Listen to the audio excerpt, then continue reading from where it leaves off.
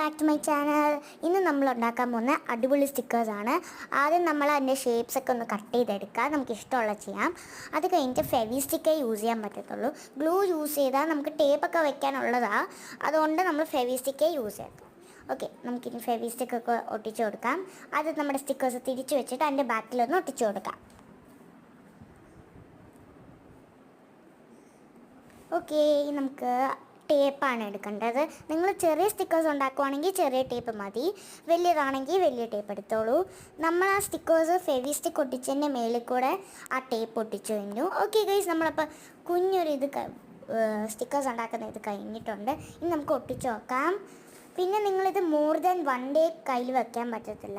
കാരണം Fevi stick use ചെയ്താലും അത് മോർ ദാൻ 1 ഡേ വെച്ചാൽ അത് ചീത്തയായിപ്പോവും, എല്ലാം ഒട്ടിപ്പിടിച്ചോ. അപ്പോൾ നമുക്ക് ഞാനെടുത്ത ചോക്ക് ബോർഡിൻ്റെയാണ്, നമുക്കൊന്ന് ഒട്ടിച്ച് നോക്കാം.